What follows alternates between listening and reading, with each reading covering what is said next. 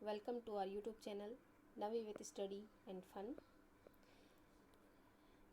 आज हम बात करने जा रहे हैं प्रश्नोत्तर विधि, जो कि दैनिक पाठ योजना में काम में ली जाती है विधि और प्रविधि, जिसमें से प्रविधि है वो प्रश्नोत्तर विधि प्रविधि कहलाती है। चलिए स्टार्ट करते हैं प्रश्नोत्तर विधि। यह विधि भाषा अध्ययन के क्षेत्र में महत्वपूर्ण स्थान रखती है। इस विधि में अध्यापक विद्यार्थियों से पूछकर अपने पाठ का विकास करता है, यानी पूर्व ज्ञान पर आधारित प्रश्न पूछ करके या जो टीचर ने पढ़ा दिया है उसके बीच बीच में से पूछ करके अपने पाठ का विकास करता है, तथा शिक्षण बिंदुओं के साथ ही प्रश्न पूछता है। यानी जो भी शिक्षण बिंदु उसे पढ़ाना है उससे पहले वह विकासात्मक प्रश्न पूछता है, जिससे कि बच्चों को थोड़ा नॉलेज है कि नहीं यह टीचर को पता चल जाता है।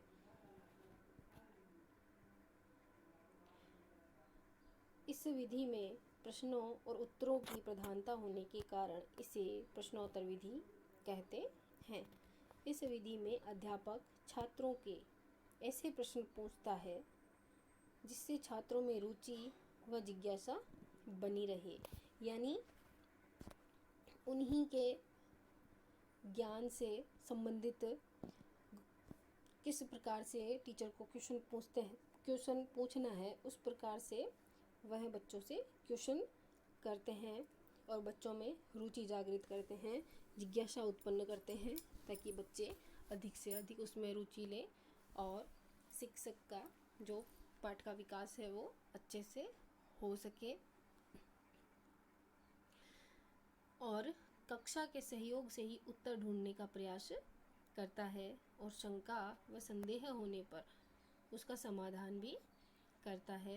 प्रश्नोत्तर विधि के जनक प्रसिद्ध विद्वान सुकरात माने जाते हैं, अतः इस प्रविधि को सोक्रेटिक मेथड भी कहा जाता है। आगे देखते हैं प्रश्नोत्तर विधि के गुण। विद्यार्थी प्रश्न पूछता भी है और प्रश्नों के उत्तर भी देता है, यानी ज़रूरी नहीं है कि शिक्षक ही प्रश्न पूछ सकते हैं, विद्यार्थी भी शिक्षक से प्रश्न पूछ सकते हैं और प्रश्न पूछने का उन्हें पूरा अधिकार भी होता है। और जो शिक्षक ने पढ़ाया है उसमें से शिक्षक भी बच्चों से प्रश्न पूछ सकते हैं और विद्यार्थी उसके उत्तर देते हैं। विद्यार्थी की रुचि व जिज्ञासा बनी रहती है, यानी प्रश्न और उत्तर पूछने के इस सिलसिले में विद्यार्थियों की भी रुचि लगातार बनी रहती है, बोर नहीं होते हैं विद्यार्थी। थर्ड बिंदु है, इस विधि में अध्यापक छात्रों से पूर्व ज्ञान से संबंधित प्रश्न भी पूछता है, यानी शिक्षक को कौन सा लेसन पढ़ाना है उससे संबंधित वह पहले पूर्व ज्ञान के आधार पर 5 प्रश्न पूछता है, उसके बाद अपने पाठ का विकास करता है। फोर्थ है, इसमें अध्यापक छात्रों का मूल्यांकन साथ ही साथ करता है, यानी जो शिक्षक ने पढ़ाया वह बच्चों से पूछते भी जाते हैं। फिफ्थ बिंदु है, प्रश्नोत्तर प्रविधि में विद्यार्थी में सोचने समझने व तर्क करने की क्षमता का विकास होता है। सिक्स्थ है, इसमें अधिक समय नष्ट नहीं होता, यानी प्रश्न पूछा और आंसर दिया। 7 है, पाठ्यक्रम की नियत समय में सरलता से पूर्ण किया जाता है, यानी पाठ्यक्रम का जो फिक्स पीरियड है उसके दौरान ही इसे आसानी से पूरा कर लिया जाता है। 8th पॉइंट है, विद्यार्थी इस विधि के माध्यम से अध्ययन अध्यापन प्रक्रिया में सक्रिय रूप से भाग लेते हैं। नेक्स्ट है प्रश्नोत्तर विधि के दोष।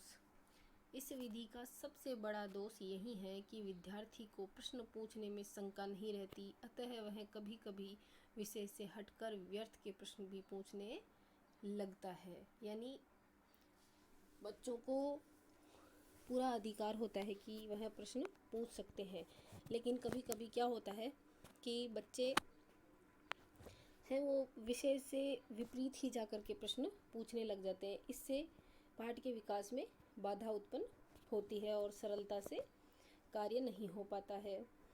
सेकंड जो दोष है इसका, यह विधि उच्च स्तर पर ही अधिक उपयोगी है, यानी उच्च कक्षाओं के लिए ही ज़्यादा अच्छी है।